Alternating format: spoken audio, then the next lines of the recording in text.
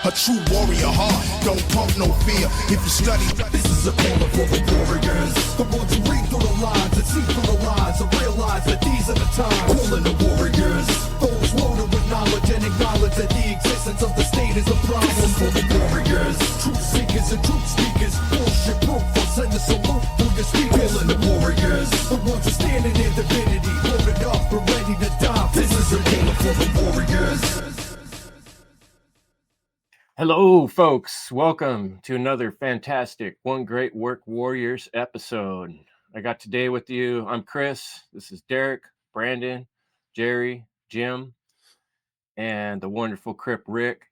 And we are the One Great Work Warriors. I'm going to hand it right over to my man Jerry today, and he's going to introduce this month's topic. Thank you, Chris, for that introduction. Now, the reason why I chose this topic is because Rick had brought up the topic of music when we were going over the shitcoms, and it sort of got lost in the wind. So I brought it back up to revive it because I've been listening to music a lot lately. It's been helping me in my day-to-day activities.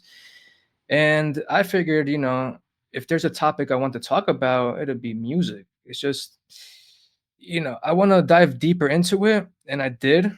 So, so did, the One Great Work Warriors. So I'll pass it to Derek to see what he has to share.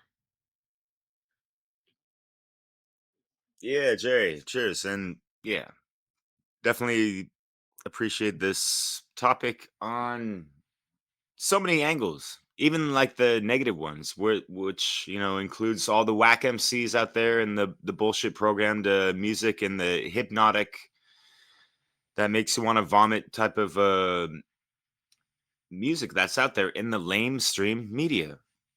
And there's reasons for that, and you can delve deep into the recordings of a certain I think his name is John Todd, something like that, where he was a record executive or worked in that production level, and there's just many demonic elements involved with the mainstream music scene, and you could take that to Hollywood and all this other motherfucker, all this shit. And that's such a bastardization of this sacred art form. It's, for me, music is so magical, so universal, so profound and powerful. And this is why it's been targeted to be weaponized against us. And I love how folks like J.R.R. Tolkien just had so many elements of music in his writings. Ladies and gentlemen, if you have not read the books and just, focused on the movies, you're missing out on a fuck ton of things that are really more profound and important. He literally invented languages, the Elvish languages and all these things that you hear briefly in the movies and this and that, and you kind of just whatever, right? But go into the poetry and this and that, and it just harkens back to the good old ancient times of where things were just, I guess, maybe more simpler, whatever, but music was involved, or just any kind of poetry or spoken word to certain situations and events that were worth remembering. Music was made to remind people what to remember as well, and you carry those things off through the folklore and mythos and all these things. And it's just, there's that masculine, feminine essence within the music as well. You have the melodic side and the structural, lyrical side as well, even though they can kind of go in tandem, right? And it's just, yeah, you can mediate in a really just balance yourself better when you listen to the right music, and especially when it comes to the right lyrics involved in music. That's kind of like my bread and butter, because yeah, Oh, did I mention that I have my channel Awakening Mind, where I've been mixing conscious hip hop and other genres for since 2012, whatever. 130 mixes and all that jazz. And then evolving from that, we have nattylaw.com, where I wrote some articles about some artists and other albums that, touch on, quite significantly the principles of natural law. And what we have going on right now, going into this year, later on around September, we have a Sound Path to Freedom music festival that was inspired by the music that was showcased in the Freedom Under Natural Law conference. And it did inspire uh, people to, to care about, acting upon these things. And so here we are. And I'm just glad to be somewhat a part of it, participating. I'm not a super magical musician and whatever the fuck, but I just have a profound reverence and respect for music, and trying to just give my personal contributions to it, and yeah, just showcase a lot of the artists and songs that I've been heavily influenced, since I was a young little adolescent boy. But yeah. Rick, what's good, man? How's the drumming sessions going? The drumming is awesome. And so I'm so passionate about it. I'm so blessed that I picked up sticks a year ago. I really am, and I'm very aware of that. I wish I would have started drumming 20, 30 years ago. I really do. But better late than never, and that's the way I look at it, and it has changed my life. I love this topic. I'm glad that we kind of rekindled it, because I think music is amazing. I've been a music fan since I can some of my first memories are listening to music and kind of dancing around the living room and with my mom and stuff like that. Those are some of my earliest memories, and there was always music has always been a positive in my life, always. And I call it a lot of the time on my radio show. I'll say it's my center. It's what brings me back when I kind of get off the rails, or something's bothering me or something like that. I turn to music. I always have, and that's kind of like what brings me back to where I want to be. And I talk about that a lot, actually. And once again, I was telling you guys before we started recording, that's what I love about a lot of the topics here at the One Great Work Warriors that we have every month, is because that sometimes you hear the title and you're like, this is going to be an easy one. I'm going to crush this one. And then you start thinking about it for the month, and then you start mulling it around in your mind, and then you start throwing things out that you thought you were going to talk about. And I've been doing that constantly with this topic. Reason being is that music is so personal for each of us. That's the thing that I figured out. Really, I can only go from what I experienced, but I'm learning that music for each person, and it means something different to each person. And that's why that's what I think the power of music is. I am certain that, go back to the time when we just, way back in our history, we were making noises and figuring rhythms out, and just that was probably a way to communicate, I would think. I think it goes back right to the beginning of us, this music. And I know that with drumming, like there's something about a drum beat that is so primal and so ingrained in us, that's why you hear people say like these drum beats move them. And it's really fascinating to me. And this has been coming because of my drumming. It's kind of like I was trying to tell people I was talking to, I've said, learning an instrument is changing me. And they were like, what do you mean? And I'm like, I can't put words to it. I don't have the vocabulary to explain, but it's doing something spiritually to me, is the best way I could put it. It's changed my thoughts about music drastically, to the point where I was kind of a music snob even 3 years ago. If it wasn't rock or heavy metal, I didn't want to really listen to it. I would, if it was on the radio as a decent song or somebody played it, I would listen to it. It might even be a good song, but it wouldn't be like a song I would go to and just start playing it. It had to be in a certain genre, which now a year later is totally blown out of the water. And I'm listening to things I would never thought I would listen to a year ago, and appreciating the musicianship in it, and the work and the dedication that goes into making these amazing sounds. And I'm a fan now of so many different genres, and very open to them, because I love music. And you hear it different. I don't know. I'm maybe musicians listening to what I'm talking about. You hear things different, I think, when you start learning how to play. any instrument. I don't care what instrument it is. It's just something I think is so powerful, and that's why I love music. And that's what I'm saying. It's not a complicated topic, but it kind of is because, as I just said, music is very, very personal, and it's something that is very. I just think of all the different type of music out there, and we use it for different reasons. That's another thing too. Like it should be to inspire, I would hope, but I just think I can't think of too many things that can elicit a reaction as certain songs that have. We all have these songs that as soon as you hear them, teleport you back to a certain time, a certain event, a feeling. That is so powerful to me. And I know the power of it because I truly believe it's ingrained in us at such a spiritual level and a deep level, and it's just really powerful. So yeah, I'm a huge fan of this. I love music. It's a huge part of my day every day. And yeah, I use it for different reasons. And I don't want to keep going because I could literally talk for an hour about this. I love the topic of music so much. So I will come back around and add some more to what I'm saying, and I will pass it on to whoever wants to take it. What about you, Jim? I know you like some metal. Let's hear what you got. Yeah. Thanks, Rick. Yeah, man.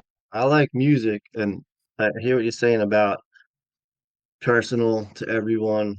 And I didn't know I don't want to get like too deep into all this, but yeah, music is just like everywhere we go, and it's just such a part of humanity, right? And you had talked about how like since the beginning of time or whatever, I just think about it's been with us since the beginning because within music there's like 12 notes and we can all make them with our mouth, right? We could all sing even if we didn't have language, we could still make these notes with our voice, right? And it's just pretty amazing, and there's so many different kinds of music. It's all just a different combination of those notes, right? And I used to think, you know, how different the world would be if there was another color, like a new color, right? And when it comes to music, it's the same thing, like how different the world would be if there was like a new note,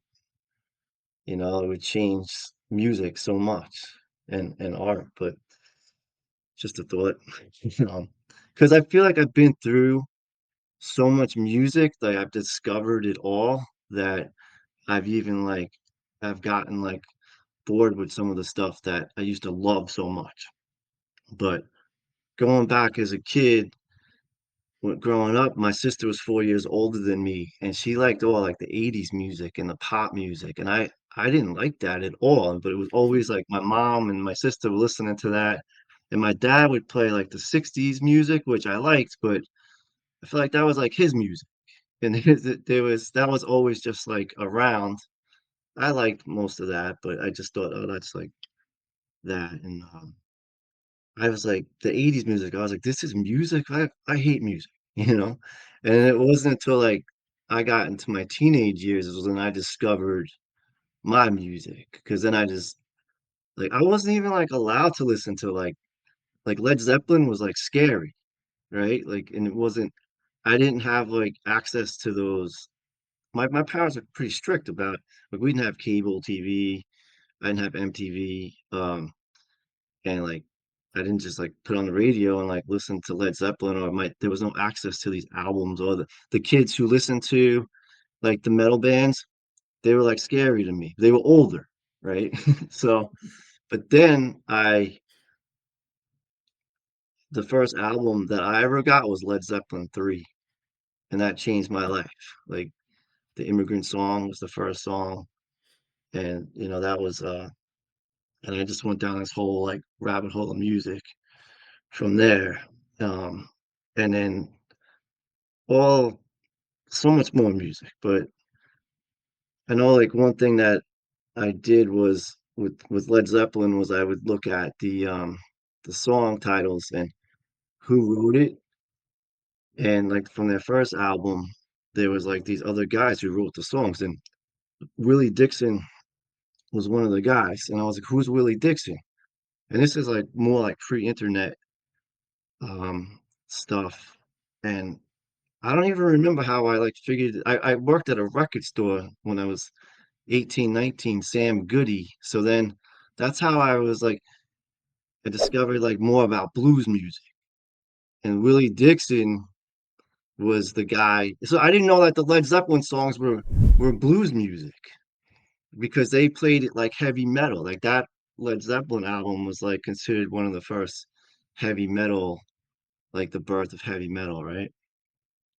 But so then I discovered blues music, and then like Robert Johnson was another one that Led Zeppelin and so many other bands like took that music, that 12 bar blues format, which so many people don't realize is the foundation of rock and roll. That 12 bars is just a cycle that repeats, and it's built off that, and it came from the blues. And so I was very interested in learning about all that. So yeah, it was a big part of my life, and all these like guitar bands. Like I got into the guitar, and I got a guitar, and me and my friends we would jam. Like we all always sucked, but we had so much fun just trying to make music, you know. So that was a big part of my life, and still is. Like I got guitar laying around, and I'll just pick it up and mess around with it. Um, but yeah, that's kind of like, and like live music is a big one. So many people, I get it bothers me like that anyone who likes just pop music or listens to just like the regular radio stations. I guess they're just more like sheeple, and and they don't have like their own music. They don't think about it. It's just like I go to like a lot of pools, and like the customers play just like pop music all the time, and I'm just like thinking, I don't know, I don't know where I'm going with that, but just pop music is where you're getting into like more of that like mind control and that, and there's just so much I can go with this. I love music. There's I've explored it all. I personally couldn't get into rap, wasn't my thing. Um, Grateful Dead have always been in the background of my life, and they're like improvisational, like live music, jazz bands, because they never play the song the same way twice, and not many bands do that, and that's an incredible thing. And so, and the Allman Brothers band, when I was 19, that I went to go see them in concert, and they're my favorite band of all time just because of that first concert. It wasn't the first concert I went to, but the first time I saw them, and they'd come to New York City in March for like 3 weeks and play the Beacon Theater. And so I would go to as many shows as I could. But that first show, after that, my ears were ringing for the next 2 days. And it was like the most powerful musical experience that I ever had. I was 19, and I was down on the floor, and my friend's brother was buying us beers. But it was just a great experience. And so anyway, another band, they played the songs more the same time and speed, but would the solos would be more improvisational, and the Grateful Dead was just all over the place with that. Jerry Garcia to me is one of the most always like go to like Jerry Garcia band even more than the Grateful Dead. Creedence Clearwater Revival, I love that band. I have every album by them, and I know every song that they ever did. The Band, which is a band in Canada where Rick's from. I love that band. Anyway, this is just I'm just revealing a lot of the music that's been part of my life. But I guess I'll pass it to I'll go next, Jim. Yeah, thanks, Jim, for sharing. It is like Rick said, personal, right? Music. And I thought it was cool that you said in a couple different ways that you had these life-changing experiences, because, like our topic isn't just music, it's music power. And, I was thinking about Something Rick said too, that music is spiritual. And, like the One Great Work Warriors, the reason we get together is we're centrally focused on natural law and freedom, right? And I asked myself, how does that have to do with music and the power of music? Well, it has everything to do with it in a world where people are largely mind controlled. Like you pointed out, there's, the top 10 hits that are always out that tends to be brainwashing commercialized music. And there's a lot of money in industry in keeping people at a certain wavelength and vibration. And if you can imagine doing tests on rats or mice or something, well, what would it be like if you put a loudspeaker in there and, put certain vibrations? Is that going to affect them? Yes. Look at war times over and over through history. You got guys out there playing trumpets on the battlefield or hitting drums because it helps the spirit and the emotion of the people fighting to have a song. Song affects us in a deep way is what I'm getting at. And generally that's because music tends to open doors of either thoughts about freedom, right, or love, right, which both those things are very much related to natural law. Like we have a lot of emotions around the experiences we're having as a human, both as individuals and then as a group. We're all tied in together like the tree of life. And so if we're all having negative experiences, we want to share that with each other. And singing or making music is a more powerful way of communication, almost like I've explained about symbols. Symbols speak more than just words.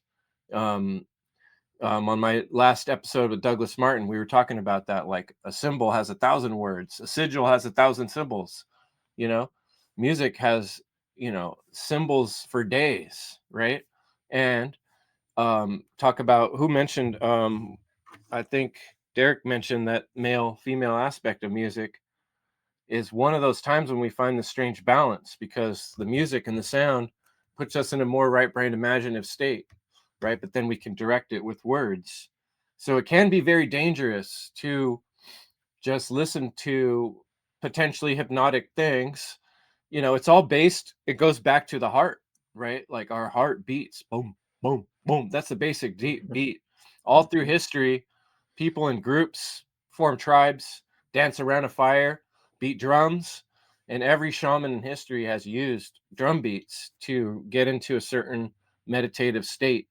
And so there's something very spiritual, something very much has to do with freedom and the feeling of freedom inside or outside, or the lack of it, that makes us want to express ourselves emotionally in this way. And it does have the power to change people's life. And that's why it's a very important topic. So we want to like be conscious of what we're taking in, what vibrations we're taking in, and what vibrations we're putting out into the world. And that symphony or harmony or discordance that we are creating or being a part of is going to change the future. So I think Brandon's up next, unless Jerry wanted to throw in a few more words before we go. You got it, Brandon.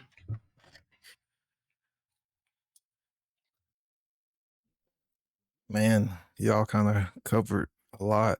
Um, I don't think anyone can come out here and say they haven't been influenced by music, no matter what the genre is. And I've always been fascinated by it. I have a different perspective now. When I hear music, because I've always been a individual who would go and look up the lyrics. Like I was always interested in the lyrics. But as always, let's define what music is. A succession of organized sounds or the combination of sounds in harmony. Keyword harmony. This is going to be a theme here is harmony. An art form of organized pitch, rhythm, and sound. So that's what we are talking about, with the creation, the her relationship to things, because that's what music does, is it connects, it brings you together.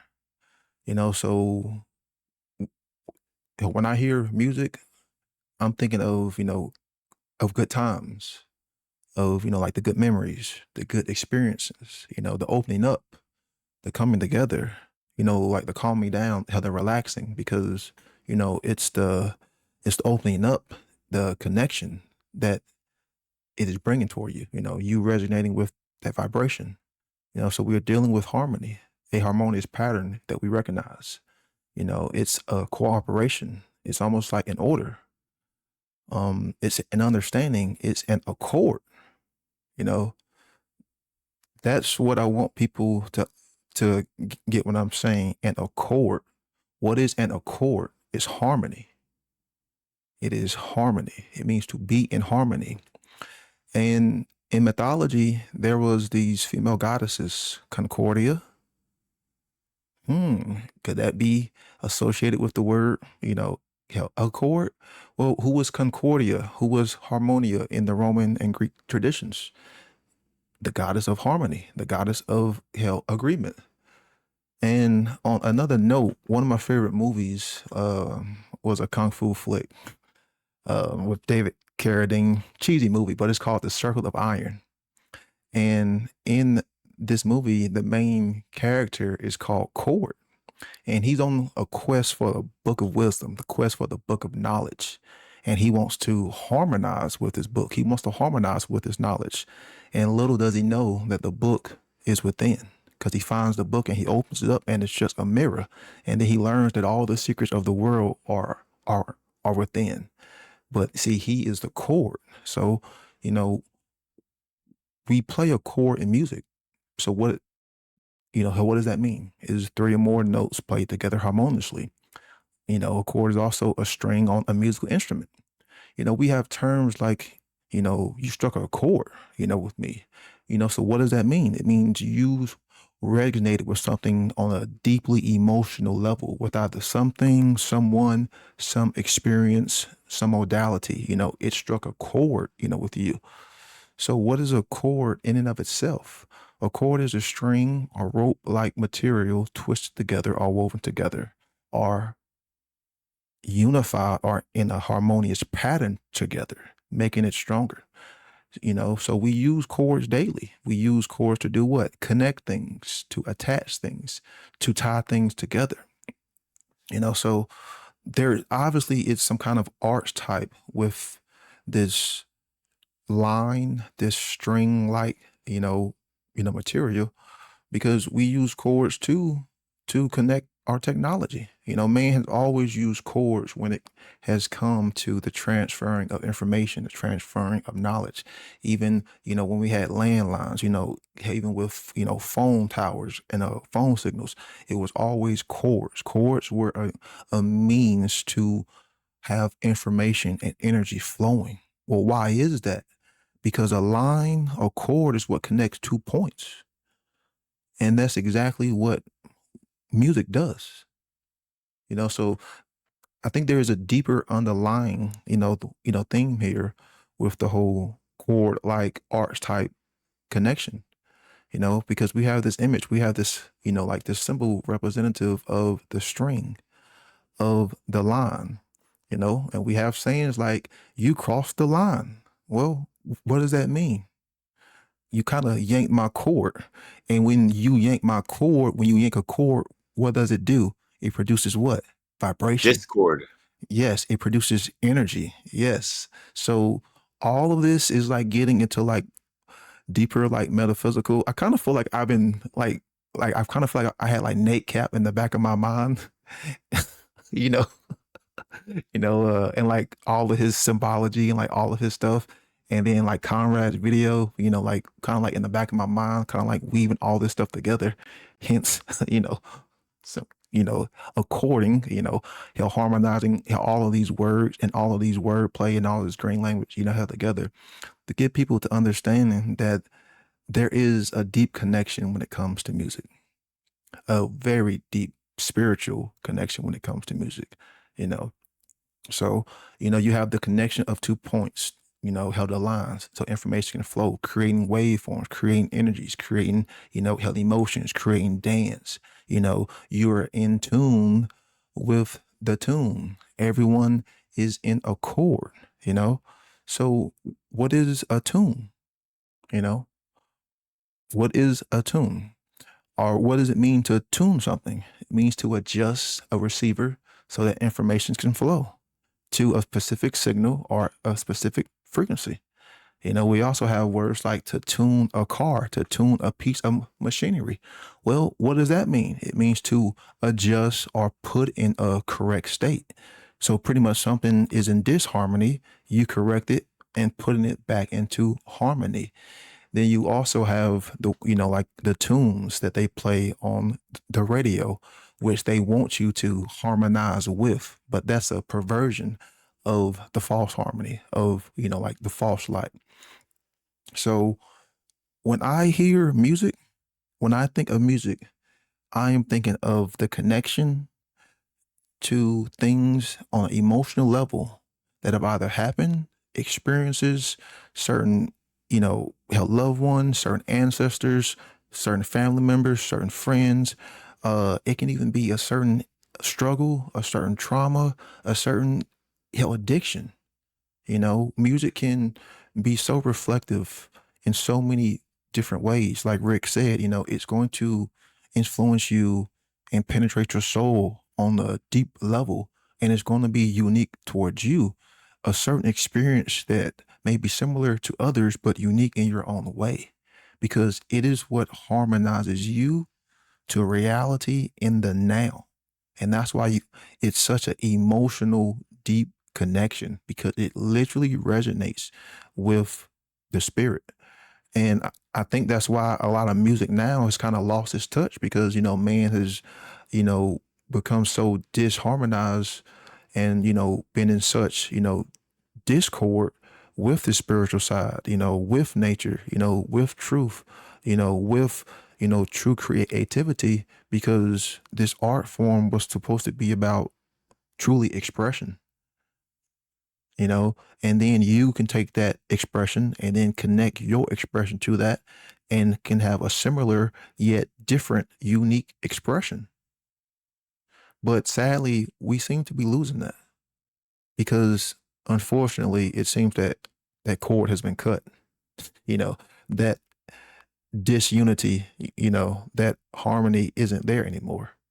And sadly, I think we all see it. But yeah, figured I'd throw in some green language. Figured Derek would kind of like it. I like it when you said on another note. Yeah, that fit perfect. Yeah, Jerry, what's good, brother? Yeah, that was great, Brandon. Thank you for sharing that. Green language, symbology, all stuff we need to hear. And I know Chris just had the symbology episode with Douglas Martin, which was fantastic. But just to get back into this topic of music, I think I have to share, as you said, Rick, that this topic, as with all the other topics that we've covered, it seems simple at first, and then you realize, oh, yeah, there's more to it. I completely agree. I will say that I feel like this is one of the easiest ones, just because, as Brandon was just mentioning, it's related to harmony. So I feel very harmonious and talking about this topic, inspiring you to, get more in touch with yourself, with nature, possibly God. So here, I mean, inspired by Chris Jansen in our meetings, I'll touch on what are the dangers of this music, right? As we want to be conscious and whatnot. I know you already touched on the radio. Diesel Automatic has a song called On the Radio. Check that out. But it can be used to manipulate your emotions. And I, for one, have fell victim to this, or prey to, I shall say, which I can touch on in a little bit. Or I can just say it now. Screw it. I mean, I remember when I moved from Mexico to upstate New York for high school, that I used to listen to a lot of metal. That was my jam. And I used to have a band, right? And we used to play. It was a lot of fun. And as I went to upstate New York, my older brother told me that the people listen to rap.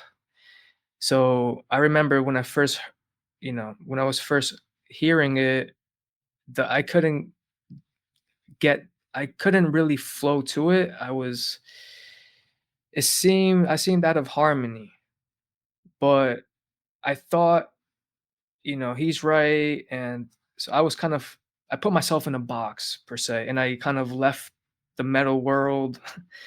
And well, the more I listened to this rap, because thinking this is the right music, the more you could say I was, I guess, mind controlled. And the more I, started okaying violent behaviors, this and that. So I'll just leave it at that for now. But music can be used to trigger emotions in ways that bypass critical thinking, making people more susceptible to propaganda, consumerism, or ideological control. I do want to just mention that perhaps this is why, I mean, maybe at the supermarkets they have, I know you touched on this in the meeting, Jim, but at the supermarkets, how they have the music playing, it's all the radio stuff, oh yeah, buy more, whatever, kind of to make you buy more, I suppose. Let's see. Jingles, repetitive lyrics, or emotionally charged songs can reinforce unconscious beliefs or behaviors. I don't know. I just remember, something's bringing me back to, I don't know if it's Kendrick Lamar or someone, but how someone who's about to rob someone is just playing like violent music, right? So let's see. Music, the dangers, they can promote negative values. Much mainstream music glorifies violence, hypersexuality. So, man, you know, this was kind of calling women bitches, let's just say that. The materialism, which I love that Diesel Automatic touches on. He says, bro, go within. Nihilism and ego gratification, which can tie into the satanic music, which I think is no good, right? And yeah, these messages can normalize harmful worldviews, which we want to have, our worldview in line with reality. And yeah, especially among impressionable listeners. And this can be a distraction from the inner work. So constant background music can prevent people from sitting in silence. Yeah, this can be, maybe you're you're using it as escapism, and it can be a distraction, is what I'm saying. That if I'm supposed to be, focused, doing the great work, it can kind of make you, like, take you out of focus. And maybe, you know I've come across like some videos saying, oh, music, is addictive or can be addictive. That's another topic, but I figured I'd throw it out there just as a, maybe go check it out. Because I wonder sometimes if, I'm addicted to music. But hey, I don't know, because it does release dopamine, right? When you listen to music, your brain fires dopamine. But of course, music is neutral, so treat it with respect. And yeah, I suppose it can be used, as a distraction from confronting difficult emotions. I want to just touch on this real quick, because music can have the down effect of, like if you listen to, as I mentioned, the violent music, like, you're gonna be all riled up. But let's say maybe, typical example of the person breaking up with their girlfriend or whatever, and they listen to sad songs. Like, the sad songs can really reinforce that sad feeling. So if you are just stuck in that pattern of, oh yeah, listening to sad songs, I think that can have a downwards effect. So I would say, play something happy to kind of get you out of that sad feeling. And yeah, entertainment focused music can numb people to reality instead of waking them up. And this is interesting, Derek. Maybe you can touch on this a little bit more. But let's say the hertz of the music. I mean, I think there's a reason why perhaps you make these soundtracks at a 432 hertz, and there's a lot of science behind that. And yeah, repetitive rhythms or dissonant tones can disrupt brainwaves or inner harmony. So yeah, so this is basically saying that what you listen to matters, right? If you're listening to straight poison, like you're basically gonna be poisoned. And then this is a great one, the cultural conditioning. At least, I mean, the typical example of, oh, you have these people that listen to rap, and then you have these people that listen to metal, and these people that listen to pop. It's like these groups form, but I think it because we can relate to another with what type of music they listen to. But I don't know. I think maybe music is for everyone, right? It's not. I think we should dissolve the divide, right? Oh, and last thing before I pass it on, is of course the censorship that comes along with conscious musicians that they face. Maybe they put in a lot of hard work for their music to really not reach many people. So hopefully we can support them. And I'll pass it to you, Derek. Cheers, brother. Yeah, you brought up some great points that I could riff off of, and I'll get to the hurts because sometimes that shit actually does hurt on that subtle energetic level, right? The 440 to instead of 432. There's reasons for that. It's not just because of the Rockefellers, like they're not responsible for all these things. Like they had people that they controlled and all these things, and they might have even had higher uppers above them type of thing. But yeah, uh the discord of that harmony of that proper natural tone of the 432 and possibly anything that's even more pure than that has been disrupted. And the official standard of music being produced is at the 440 hertz and stuff, and just a little slight tweak of 8 hertz and flip the number sideways, and you have this negative fucking feedback loop being pumped on the boob tube and the radio stations all across the nations. And yes, MTV, remember that one bit from Michael Tsarion? When you repeat that word, MTV, MTV, empty TV, or whatever, it's like they have this empty mind, you know, sometimes. And the music videos are not the same today as they were when I was growing up in the 80s, 90s. Today it's like just a bunch of like transhumanist bullshit and like just like gallivanting, glorifying gangsterism and all the fucking amplified, fame and all this shit, and also like soft porn. It's just it's drivel. It's a shame and all these things, and yeah, that's those were the things that were always in the back of my mind, making the music mixes that I have been for over a dozen years, because it's all killer, no fucking filler. And killer in regards to like killer consciousness or killer conscious content or lyrics and that kind of stuff, meaningful things. It's not just like you're filling in space because there's rhythms and octaves that people are gonna put lyrics over. It's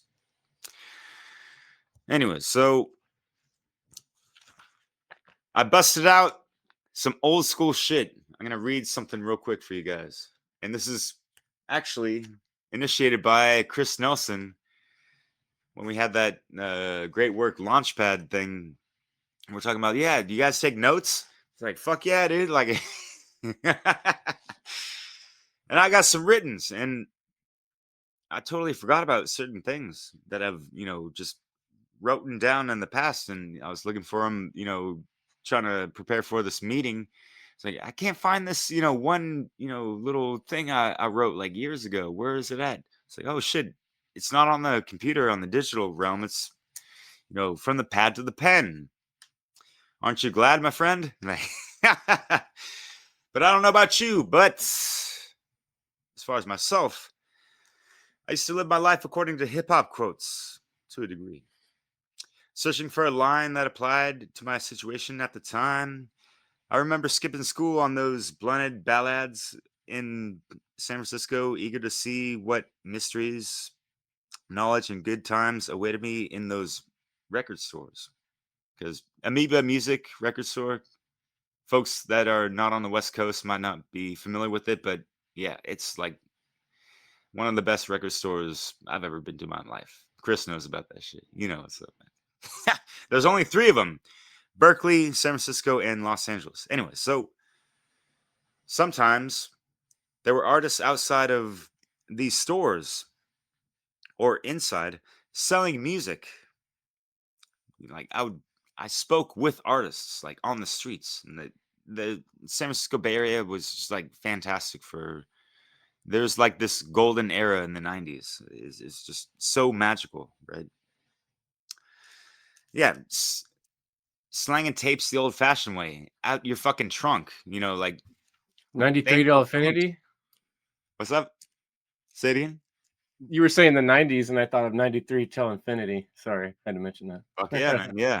Souls of Mischief, and Word to Hieroglyphics. And they have the symbol of just like not even a smiley face, but just a line with 3 eyes.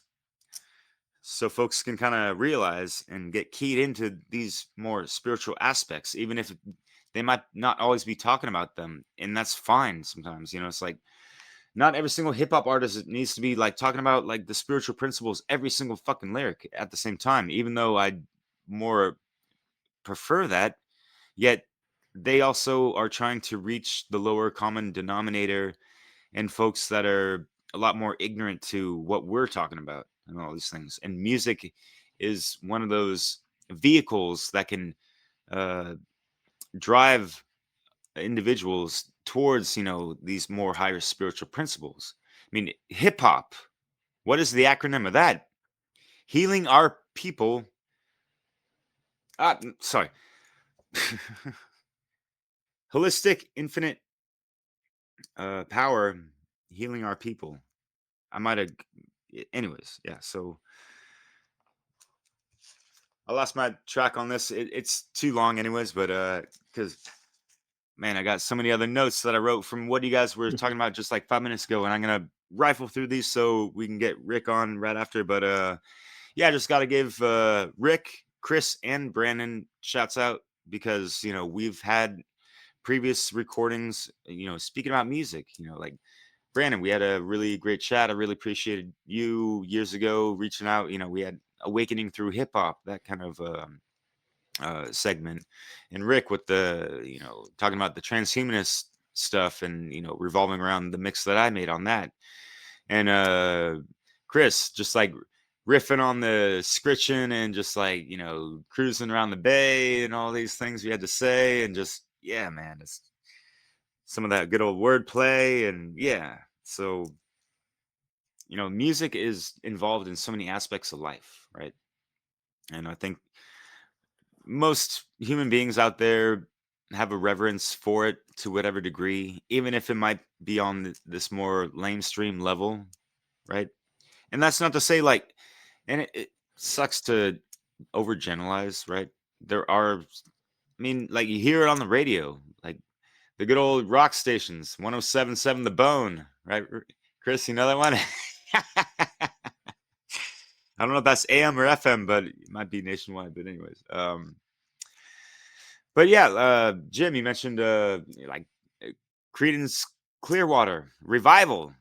I loved, like, I lived with a friend that really helped me get keyed into the Led Zeppelins and the CCRs and folks like that, and I really appreciated their music because I was just way more into hip hop than anything else. And growing up, it was more about the underground scene because there was just like countless amounts of artists, and I'll touch on that later. But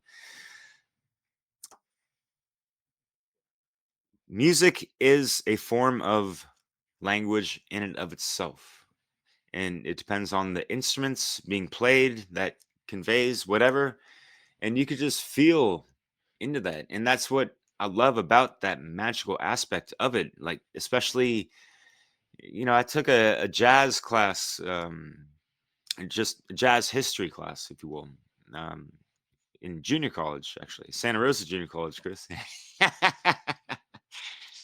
uh, and it just blew my appreciation for jazz out of the waters. Yeah, and just my dad, who played the saxophone, that was one of the reasons why I took it as well. I played the trumpet in middle school and nothing after that, but it's just the instrumentals and like the jam sessions, the improvisational aspects that some of these artists like just bring to the table and just groove off of that stuff. It doesn't matter if they're drunk or sober or on fucking heroin. Sometimes that shit is just blazingly magical, and people just need to take it for what it is.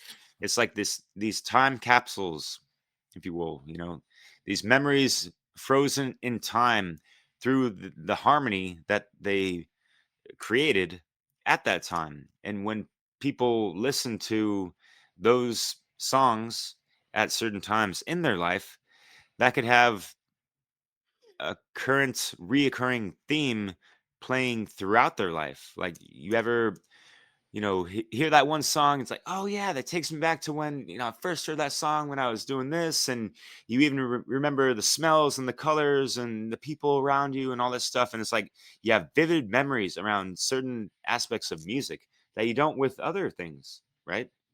So yeah, that's like just like part of the magic of it, and I just love that. And yeah, I love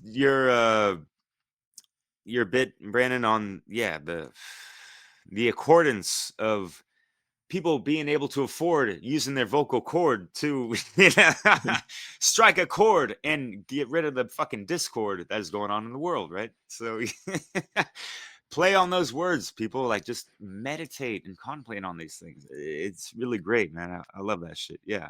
And I forget who mentioned, like Jim, I think you mentioned, the 12 notes that correspond also to the 12 signs of the zodiac, and also our 12-strand DNA templating that is obviously 10% active at this moment.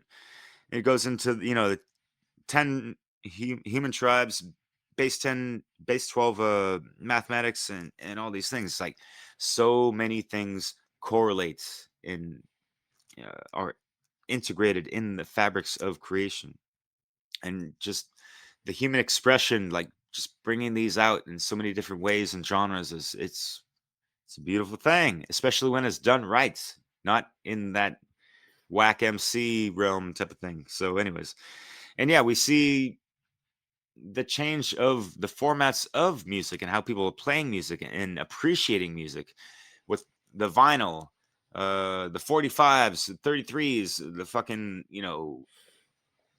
CDs, MP3s, and now to the streaming. And so it just seems like a lot of people want a lot of fucking freebies, and I'm always scratching my head and like just like almost in tears thinking about all these wonderful artists. Like, how could they make a living off of these times, these days?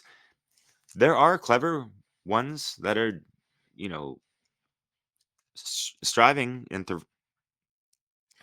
and doing more than surviving. But anyways, That's something I've wondered about, Derek. The money aspect of music is something I think that sours modern music, and especially the commercialized music that's out there. It's just, it does throw a negative spin on, these lists that repeat and that get in people's head, and I think that is one of the negative connotations of music is that, if we're just listening to something repeating, that is the essence of hypnotism, is repetition when you're in the Mhm. imaginative state. So, I just think that it is important to be conscious of what we're listening to. And I have to ask sometimes, is it really honorable the way that music has turned into an industry where it's really something that's natural? And I'm not saying someone shouldn't get paid to do some good music, like, you know, in the right scenario, but I'm not sure that the way it's done in today's world is a good thing, that it's an industry in of itself and all that's charged with money and greed. And that puts so much money in that industry that of course there's going to be people that out there trying to manipulate large groups of people, or like Jerry said, split them into classifications using that power. So I think it's important that we find a way to keep it personal, and that is by being conscious of, you can create your own playlist. I'm sorry I just jumped in, Derek, but I want to make sure we get time for everybody. Yeah, And you're all good, brother. Yeah. I just wanted to say, for me in my life, I used to I remember when I got a double cassette player, and I used to record music playing, and then I would record me singing over it. Like I wanted to be part of it, and so then over the years I developed my own style of making up my own songs, which I called scritch music. And maybe I'll play one, on one of these podcasts. I probably have in the past, but I just think finding a way to put your own creativity or consciousness, whether it's choosing the songs you listen to or actually analyzing lyrics and purposefully, noticing what they're saying, is huge. And so the reason I chose three bands I wanted to share with people, the Rudians is a band I discovered, a reggae band, and I really love their music. It touches my heart, and a lot of their words are really awesome too. And then the song that I play on the End Evil podcast is made by this band that they've broken up, but they did a couple albums called Beltane's Fire. And I've heard MC Lynx, the singer, speak. He was part of the Occupy Oakland movement and stuff, and was trying to be an anarchist. He was an anarchist. One of their albums was called Anarchitecture. And so I've always played that theme song, the Glasgow Reel, because they didn't copyright that music. So I don't have to pay someone to play it, but that guy also admitted that people didn't pay for his albums when he gave them the option. He made whole albums and people never paid. So he eventually had to find a way, like you said, to get creative about the music. So those are the things I just mostly want to interject, that, find a way to put your own creative spin. And then the last thing, somebody mentioned Conrad Rogues's presentation from Funnel. And that really hit me, that he talked about nature's soundtrack. And I started thinking a lot when I go outdoors and when I go camping. I have a little radio I bring that has my playlist. I love it. It keeps me in a certain state of mind I like to be in. But I also like to turn it off and listen to nature's soundtrack, the birds and the crickets and the water, or whatever's going on out there. And I think that has a healing modality to our systems. It's original. It's granola. It's part of what we are, nature's soundtrack. And when we keep unplugged from that too long, and too many walls and distractions, and we don't get those healing sounds of nature, our cells need it. They yearn for it. Everything is vibration. Think about the Hermetic principles. Vibration is reality. So, understanding sound and how it affects us, I think, is huge. But who hasn't talked yet? Let's make sure everybody gets some more time in. I'll go. I'll build off what you said, Go ahead. Chris. Just because you brought up the soundtrack in nature, and I was just talking about that on radio this week, that it was so quiet in the winter when I go outside. Like it's just, it's the quietness of winter. And then now when I go outside in any time of the evening, it's just this orchestra of nature. I love it. Like you hear the frogs and the crickets and all the nighttime things going on, and it's this symphony of music. It's amazing, and I've always noticed it, but now I appreciate it. Once again, it's just something changed to me where I'm starting to appreciate things differently. And yeah, I'm just glad you kind of brought that up, and that you brought up cassettes, because I still have my cassette player, dual cassette, like you said. I still have an actual component stereo with high quality speakers. I still collect vinyl, and I tell people, if you want to listen to music the way it's meant to be listened to, you need to do it with vinyl. You need to do it through a quality stereo and speakers. I've changed people's whole music journey by listening. They've listened to my albums on like on vinyl in my tattoo studio, and they hear the way it sounds through a stereo, like a high quality stereo, quality speakers on vinyl, and their jaw drops. And I'm not even exaggerating. Like they've never heard music like that. They usually hear it through their phone. There's some shitty speaker that they have, not hearing how it should sound. And then so I've changed people to start collecting vinyl and get component stereos. That's the way it's meant to be listened to. So I just wanted to build on that. I love the nature aspect, though. I'm glad you kind of brought that up, because I would have forgot about that. But you guys all bring up great stuff, and this is a conversation I literally could have all night. And so I'm listening to everything that you guys are saying, and it's powerful stuff. And I hope people are taking a lot away, like thinking about it and taking stuff away, because music is powerful and music is frequency. And we're talking about a lot of the positive, but there's also, when you have frequency and vibration, we all know that can definitely be tampered with, and that can be tampered with for both good or bad. And the proof for me is when I love listening to people's testimonies and about music, and you will hear people give their testimonies and speak about how a certain band or a certain song like saved their life. Like, it literally, this band, for whatever reason, they connected with it. They connected with their music, whatever the music is, and I hear story after story that it saved them from addiction. It put them on a positive path. Like, so there's so much positive from music. And then, then you hear the other side. Of course, there's always the yin and the yang. There's the side where you hear people get manipulated by music and they end up taking their life. They end up, going down a darker path. And that's just kind of showing you the contrast. And those stories that I hear people talk about, and cautionary tales even, are very powerful to me, because it just shows once again, the power of music. And then when I think about music, I think, can music be hijacked? Well, yes, absolutely. And for how long? Who knows how long music has been hijacked? Maybe right from the start to a certain degree, but is it definitely is it being hijacked? Absolutely. And I don't think anybody would really argue with that. And it's definitely being used as a weapon against people, and for a lot of negative reasons. And I see that with a lot of the occult symbolism.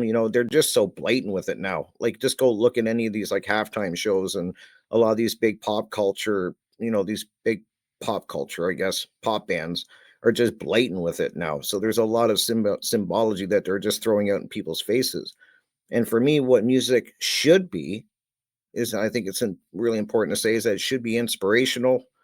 For me, it is. It inspires me in so many different ways. It should definitely inspire creativity, I would think, and elicit an emotion. I think music is great for that. It just elicits these different emotions. Derek kind of touched on that. Jerry did. When you hear the sad song or a happy song, it will literally, like, you feel that so emotionally. And I think sometimes, listening to sad songs and that is a good thing. I think, that gets you through some hard times sometimes. You got to know when to use it, but I think feeling those emotions is a good thing in the long run. It's better than kind of burying them down. And music is a great way to kind of experience it. And then after you feel like crap listening to a sad song, it's got you all emotional, then you put a positive song on and go through another whole wave of emotion, I guess. But it's so powerful to me. And but it should, and I think you guys also brought up dance, which is a great thing about music. It inspires movement. And I'm glad that was brought up. And for me, I remember listening to The Doors and Jim Morrison from The Doors, and listening to his music, and inspired me to definitely start reading poetry, because he was a poet. Before a musician, he wanted to be a poet. That's what he wanted to do. And he kind of thought music would be a good gateway for that. And then people would find out about his poetry and he could go more like the poet way. And it just didn't work out that way. But his music and Jim Morrison's music inspired me to start reading poetry, which I still do, and write poetry. So that's a really big positive thing to me. There's, once again, that creativity. And it should be positive and not used as a tool of manipulation, is what I'm trying to say. And it bothers me that it's being used that way. And just a funny example too is just think of how powerful music is. Like think of a jingle or a song that gets stuck in your head and you can't get rid of it. It's just in there, and then you're humming it. You may not even like the song or the jingle or whatever, but it's in there. Like and you're humming it. It takes forever to get it out of your head. That's really, I just always think that that's so powerful, especially when I'm aware that I'm doing it. I'm just like, what is going on? Like, how did he even get in there? But so, and just to wrap up, because I don't want to take any more time, the bands that I find inspiration from so many different bands. I would be here for an hour listing them, but uh, definitely some of the bands that I like because their lyrics and they just inspire me. So they mean is definitely the name's gonna the name's Megadeth. That's the band, but don't let the name fool you. They since the 80s I've been listening to them. They have been writing about real world stuff and spirituality and stuff in their music. If you take the time to look at the lyrics, as Brandon said, take the time to look at the lyrics. You might be shocked. Another band that I've definitely been inspired by is Metallica. I think their music inspires me. That's the best I can give. And definitely Pink Floyd has been one of the ones. The two albums I would recommend for Pink Floyd is The Wall, of course, or the movie. You can check out the movie The Wall. And Animals is my favorite Pink Floyd album. And I'll just tell people that there's the songs on the album Animals by Pink Floyd is basically they break down humanity and people into different animals. So just for an example, are you a sheep? Are you a dog? And those songs are about that. So check out the album just for that aspect because it's so fascinating how they break just people down at their core. And so that's always been my favorite Pink Floyd album. And of course, as I said, Jim Morrison, if you want to hear his poetry, he's got a poetry album out there called Jim Morrison, The American Prayer, an American Prayer, which you can find. And it's just an album of his poetry. And that's what inspired me, like I just said, to start even reading poetry. I've always read books, but poetry that came later when I found out, just started looking into this band. So that's all I got to say, guys. I want to thank you guys for being here and an amazing topic. I think this is really going to hit people, and it's going to hit people on a very, as I said, personal level because music is so, like I said, personal. And it's a tricky thing. And some people, bands you may think are negative and they have they elicit negativity in you, but to somebody else, just remember that could be a band or a song that saves their life for whatever reason. They just resonate with it. And don't be scared to try different music. I will end with that because, as I said in the last little round, I was a music snob for the longest time. And Derek brought up jazz, and I'm trying to play jazz on the drums. Definitely, I'm a rock drummer. Jazz is not easy. I have so much respect now, and I listen to jazz a lot because I like the drumming, and it's tough. It is. There's just so many incredible musicians out there, but jazz, ooh, it's not easy. At least for me, drumming jazz at this moment is so different than rock drumming, and I love it. And yeah, what will I wrap up with? Pick up an instrument. You're never too old. If you've even played an instrument in the past and you put it down, it's in the closet, the garage, gathering dust. If you've had any thoughts to pick it up, do it because it might change your life. Drumming did for me in a very positive way. So don't be afraid to pick up an instrument. I don't care if it's a flute, a trumpet, a ukulele. I don't care what it is. Pick it up. If you've even thought about playing an instrument, go pick one up and give it a go. And don't limit yourself. Don't let age, a disability limit you. I always say the only limitations that are in front of you are the ones that you have put there. So that's what I'm going to end with, guys, on that long little Sure. rant. And I'll pass it on. Yeah, I'll go here. I had this memory, talking about, Chris, you were talking about the music industry and all that, and how, music more these days, like, could be taken for granted because it's like so much more accessible. Um, like, and Derek mentioned that Amoeba Music, like how to go, you go there and it's just like this incredible like palace of music and discovery. But now in today's age, like you can go on YouTube and pretty much get any album or the Spotify and Pandora and all that stuff. There's so much access at your fingertips to this music. And I had this memory when I was like about 20 or 21 years old, and I took the train to the city to get this one album by Bob Dylan. It was called Bob Dylan and the Hawks Play Fucking Loud. And like I That's couldn't get amazing. it anywhere like around here. And I knew if I went to Greenwich Village, I could find it in one of those shops, or maybe I was there once before and I saw it and I had to go back and get it. I just have that memory, like that's what it took to go get it. And the Hawks, Bob Dylan, and the Hawks was the band that I mentioned, that band before. I was really into them. So I was drinking beers on the train and all that, and then I went to work at UPS. That's the memory I have of my youth. And then another thing that Brandon brought up, and I had to look it up too, because I knew that like some of the first instruments, the strings were made out of like the guts of animals. Mm-hmm. That's And if right. you look it up, the etymology, chord is Greek.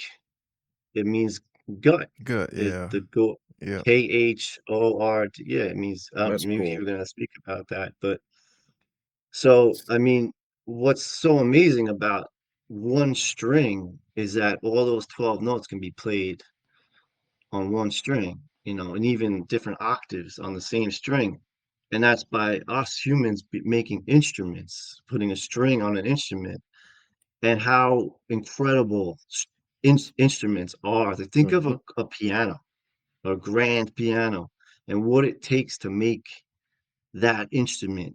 Like, it's incredible. And then, like, no one really spoke about classical music, but if you think about classical music and what it takes to, like, all that composition with, those composers, Beethoven and Mozart, but then to make it with all like 50 different musicians and 50 different instruments and put that all together, how incredible that is to like and it's all based on those 12 notes, right? And making those instruments from like with the strings that like, and then you got the wind instruments as well, like, and they're made out of metal. And what does it take to have created those instruments is just, really an accomplishment of humanity's, like the lengths that people have gone to create music is from just making some noise on an animal gut, right, to getting all the way to making a piano is Yeah. Or an animal unbelievable. for drums, like how they used to make the old drums. Yeah, It's incredible. yeah, that's that's how they were making them. And then, like, modern day, we're down to like the guitar. It's like one of the main instruments with the six strings and electricity. And there's so much you could do with that. But it's like when you compare that to classical music, it's just like the intelligence that goes behind it is just, it's so much more complex and amazing when you think about it. Um, and then as far as like the top three kind of things, like we said, we would kind of say the things that inspired us. The band Black Sabbath. My friend had the album Master of Reality, and I was probably about 16 or 17. And that album is just like, to me, I didn't really realize it, but I was like going back to it. It's like I have to put that like in a very like inspirational uh album for me. And when my kids were little, I used to play the song Children of the Grave. That's a And that great sounds bad, right? There's so many of their titles yeah. of their songs that like It's sound not even the bad, name of but their if you band. really look at the lyrics, Yep. if you read the lyrics and like check out the lyrics, like you guys were talking about, read the lyrics of Ozzy Osbourne, who's the lead singer of the original Black Sabbath. He gets into like God and love. Yeah, he's talking about Satan too, but he's on the side of love, speaking out against the evil. But that song "Children of the Grave" is such a like it like boom boom boom, boom it just go the kids would just start running around the house like going nuts, and it was just a great memory. And I was like always drinking back in those days, but I would just blast it, and that was like that was one of the songs my kids loved, "Children of the Grave," and then like all like the other songs after Forever and Into the Void, and there's just this little like violin intro into Children of the Grave. Rick, I Mhm. know you know it. Or Embryo. Mhm. It is like this little like medieval kind of theme going on with that album, and song, a little instrumental called Orchid that goes into Lord of this World, right? Like Lord of this World, like is about evil oppressor, right? Like, and it's just that's a good album, like related to a lot of things we talk about. And then there's a few years ago the song by John Lennon, Mind Games. Oh yeah. Just I never was like really into John Lennon or the Beatles so much until like maybe the last 10 years. And that song, for some reason, I discovered like I listened to the lyrics again. And I always thought it was about like, oh, like the girls playing like mind games with you. Or I asked other people, they think that as well. It's like, but if you read it, and I wish I had them in front of me, I should, but I encourage anyone to look at those lyrics, and that's what we're trying to do. We're playing those mind games, trying to plant those seeds, being the mind gorilla, um, uh, chanting the mantra. He says peace on earth, but we're chanting the mantra, care for truth, right? And it's really just about, it's like another take on imagine, like it's about putting the imagination into effect by playing those mind games. So that's a really good, amazing song. And I would just play that song over and over again. Like I remember, like there was this one summer, it was probably 2019, and I would listen to it like every day. I took a shower, I would just blast it. I was always playing it. So that song, for some reason, just popped in, very influential recently. And then the Allman Brothers again. I'll just mention them live at Fillmore East.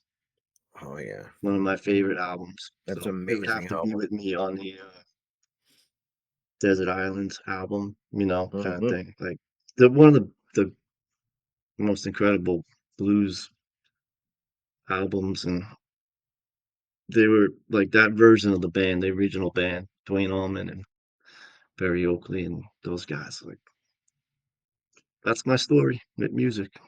You're That's up, awesome. Brandon or Jerry?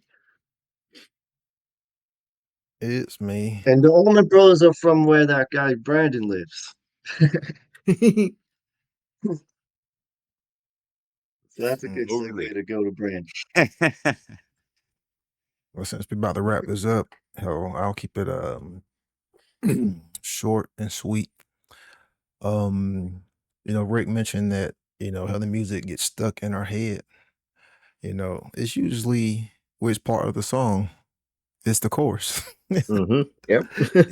It's the chorus that's, that gets stuck, connected in our heads, like a chord. Like they call it a hook, right? Yep. Good Yep. point. Yeah. It latches on. So we're talking about the pulling of strings, rather it be literally or, metaphorically. Because that's what's is happening is the strings are being pulled inwardly and we're pulling those strings outwardly. But there is a connection as far as a darker, insidious influence that some of y'all have talked about, especially when it comes to the connection of the minds of the youth. And today's music, I've seen, how it's penetrated and perverted a lot of these, children's minds.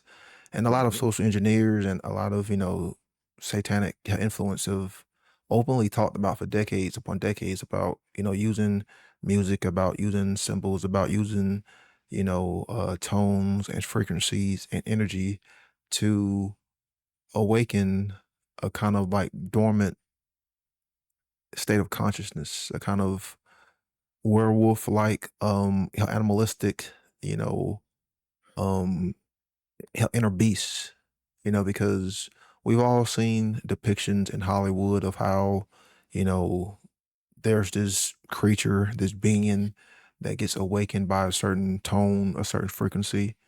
And, that's symbolic of, what's being done, to us. Like there's a reason why I kept, talking about the pulling of strings, not just talking about music, but we all have an inner chord. We all have an inner harmony. We all have an inner string, an inner connection. And once that is agitated, once that is pulled, once enough pressure gets put on that, then there is a disconnect. There is a reaction. So that's what we see with the insidious influence of music being used as a weapon on the mindsets of children. They are fascinated by the sounds. They are fascinated by the beats. They are fascinated by the tones, fascinated by you know the wordplay, the repetition and the frequencies. But all of this fascination is nothing more but many, many chords strung together. And when many chords string together, you have a web like substance. And within this web like substance, this spider's web, there's always this black widow spider, that's willing to devour, that's willing to, prey, willing to suck on your energy, willing to feed, willing to feast.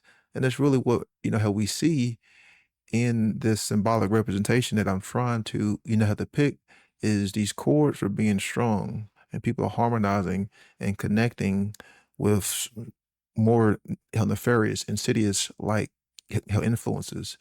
And we all know that, frequency and energy can create more frequency and energy.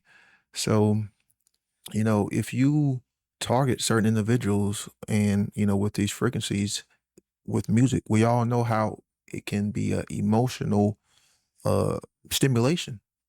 Mhm. So what is this consciousness that they have been trying to awaken? What is this beast, this animal that they have been trying to awaken that lays dormant in man? I think we are starting to see it, you know. It's been depicted so many times, it's been described in Hollywood. It's been described in so many different, forms of entertainment. But that's what we are, being seen, or that's what we are seeing with this insidious influence. The whole TikTok and like all the kids are just repeat and regurgitate the same songs. I see it Mhm. all the time. And you ask them like, "Hey, do you know what those words mean?" And they're like, "Nope." But they can do the dances, how they can do the songs, how they can do all the TikTok stuff, but that's really about all, how the kids know. And it is through this insidious influence that they always use the feminine to pervert, because you create, you get people to fall and build this false connection through the emotions, through the irrational, through the illogical, through the "oh, it's cute, oh, because it looks good," you tailor it up. And that's really what we kind of see is, no one listens or goes and reads the lyrics. People just hear the beats and the tones and the choruses. And then I'll go ask, how the parent, like, "Hey, do you filter? How do you go and listen to these lyrics that you are playing for your kids?" And they're like, "No, but it sounds good." They're sitting there, dancing. "Oh, but it sounds good. Oh, it's hip. It's trendy." I'm like, "Yeah, but it's evil." You know, just something to, something to think about. Because I've actually been doing a little experiment with this, like when I'm in my tournaments, and like when you are doing like 12U, 14U, just what I talked about with Rick, the It is a parents are great just, story. yeah, like the parents are just playing like what, like what Jim talked about. They're playing like the Katy Perry's. They're playing like the freaking Beyonce's. They're playing like the Cardi B. And I'm just listening to the stuff. And I'm just like, man, I don't have kids, but there's no way I will let my daughter listen to this stuff. I mean, like, oh my gosh. And the moms are just sitting there, they're either dancing oblivious or they're looking at their phone just oblivious because they think it's cute, because everyone's doing it, because it's trendy, because they want to blend in, and because they want to conform. What, no one has the balls to say no. Be like, I'm not going to, you know, bring this toxic information, this perverted version of grammar into my environment for my child. And then, last thing is, when you look at all these albums and these covers, you see the fascination and connection with symbols.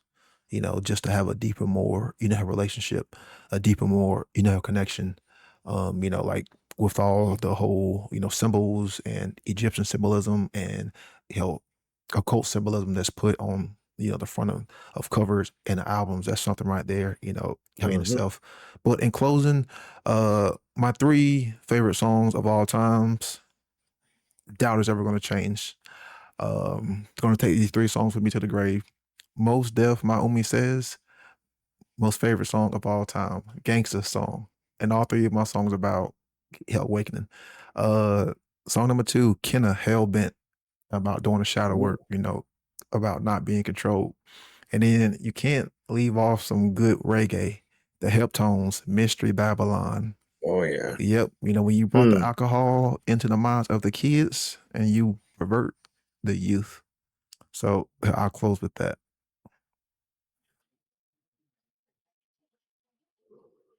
Sweet. Thanks, Brandon. I just got one quick little thing I'd like to read at the end. Anybody else want to say a sentence or two you didn't get to say? Can I just add one quick thing, Chris? Mm-hmm. I just want to let people. I just want to give some advice because this is advice I wish somebody would have given me.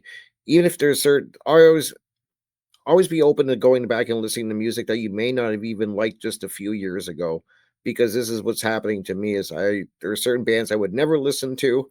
I said I would never like, and then I give them a chance, and I go back and listen to them, and if for some reason it must be showing some type of growth, or I was ready for it, and I wasn't back then, and then I start loving the music and the band. And sometimes I go back and I still don't like them, so that's fine too. But just don't be willing to go out and try listening to things that you maybe didn't like at one time. And if you don't like them still, then that's fine. You might like them though.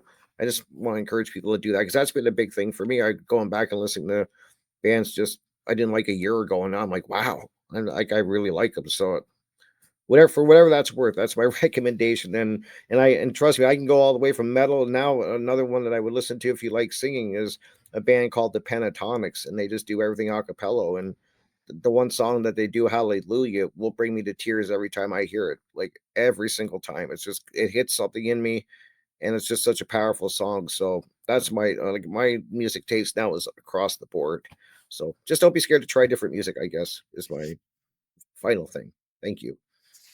Stretch your horizons. That's right. It's always good to grow. And how can you discover something if you don't look somewhere you haven't looked before? There you go. If I can go real quick, just to end my, leave my 2 cents on the table. And yeah, I had, some more notes on, now the positive stuff, but we're about to wrap it up. So I mean, I think we've done that pretty well. And major gratitude to all of you because you're doing the great work.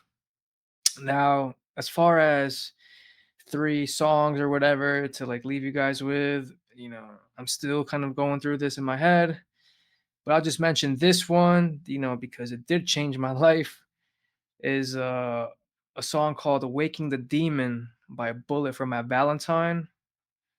Oh yeah. And why I mentioned this one is because this was my first introduction to metalcore, something that I listen to till this day.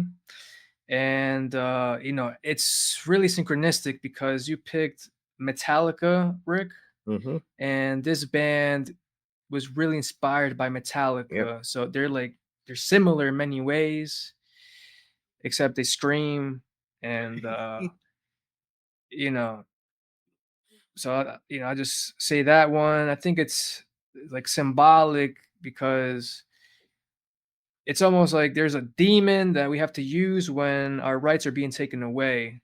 So then I have to mention Diesel Automatic because I was at a low point in the military and then I heard his music and now I'm out of the military. Like there's like a whole great sequence of events that have just changed my life for the better. And I'll just say, Grant Presence because he has what would you call it? He's a freedom artist and also he's introduced me to reggae. So kind of like what you said, Rick, don't be afraid to listen to music you never liked. reggae, he really opened up my, I guess, consciousness, expand. Like, I like reggae now, is what I'm saying. So Mhm. I'll just pass it to, I don't know, whoever wants to talk. I think Yeah, Chris you, was. Derek. Sure. I'll just say real quick that this is a great discussion, gentlemen. Y'all brought up some superb points. Much love. And I guess to wrap it up, rap. It's like the way you express yourself, man. Shit, hip hop is something you live, right? Um, yeah, I'm much more of a hip hop head than anything else. Shout out to Joe Murray, right? Him, Oh yeah, yeah. Kyle Zodiac, Diesel Automatic, and New Vision Project. Those are pretty much like the top MCs. I'll include BMAC Mastermind and maybe Killer Priest. As far as what I've heard at high conscious level music since like at least, let's just say 2018 type of stuff to the current time.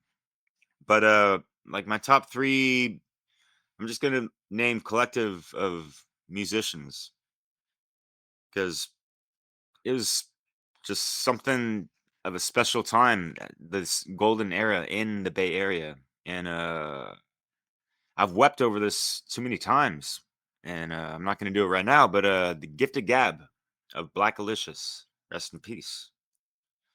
One of the dopest wordsmiths to ever touch a fucking microphone. And their album Nia, Nia, it was just, it was mind blowing.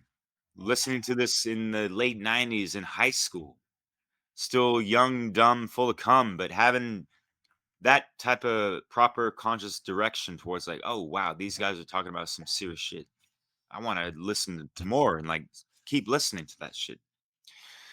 Uh, Along the Bay Area, there's Living Legends. It's a collective of 9 MCs. I'm not going to list them all, but their music was just, it's that low tech introspect, going off of like 4-track tapes, recording music in their fucking bathrooms, living rooms, wherever they fucking could, just to get the music out and the message out because they had so much drive and energy and knowledge to just bring forth through their talent and all this stuff. And the last group is Comedic Sons. Eclipse 427, King Concepts, Kirby Dominant, folks like that. Hypnotic the Native Son. That album was like just one of my favorite of all times, and it's just, it tails in so many life lessons. And when you listen to these young MCs, they're in high school themselves when they fucking started out, and they're humble about it. They're not on this like hubris mumble rap fucking bullshit. They're taking the humble path and expressing themselves and being vulnerable and letting the public know that like they fucked up, they've gone through some shit, and they went through some of these shadow working aspects and stuff like that, and they came out as a better person and leveled the fuck up. And that inspired me to do the same. And that's what we're trying to do with this segment, right, guys? So yeah. Sweet. Um, I mentioned Beltane's Fire because their anarchist music, and I think the whole band said they were anarchist of anarchist nature. So, and I mentioned the Rudians, which I really like their music. I don't know if they're anarchist necessarily, but they have some pretty cool lyrics that really I like when their lyrics are in my head because they're positive. But I forgot to mention Natalie Rice. She's someone I've really discovered in the last year, and all her lyrics are incredible. And so before we go out here, I'm just going to read one little bit of her lyrics. She says, "Ever rising, said all we need to do is build some new systems. For the ones we're living under now, well, that's not really living. You overstand, we're singing because we love this world we live in. Never underestimate the powers of the people in it. Yeah, they be running like wildfire with pure intentions, seeking truth beyond this realm, deep into new dimensions. So when you think we're going to be waiting around for politicians, better come again. This natty dread don't vote in their elections. See, my eyes are open wide, and I keep shining. With the music by my side, I'm going to keep rising. And every step that we be taking, we chant down the system. I never reach for television, just tune inner vision. So thought that'd That's be Natalie Rides. Rise, R-I-Z. Oh, R-I-Z. Thank you. Yeah, Rise. R-I-Z-E. And her name's spelled a little different, Nattali. A-T-T. Fantastic reggae. She's been around for a while, and all her songs are like that. It's just nothing but conscious, freedom, loving, fuck this system, wonderful music. So In reggae style. there's a lot Wow. out there, folks. You know, like Rick said, look around, find music that jives, that puts you in the mode you want to be in, and use it to Yeah, okay. produce Should power. be 500 artists. Yeah, throughout- check out Awaken Your Mind, and Derek's done a lot of good work to provide for people sure. with this quality, and even infusing in little Mark Passio quotes or Brandon Spencer quotes, or so. All right, great episode, guys. There's a lot to be said about music, and I know the people listening, their gears are turning too. So let's keep this beat going and pound the drums for freedom. Much love, y'all. We'll be back in a month. Take care, guys.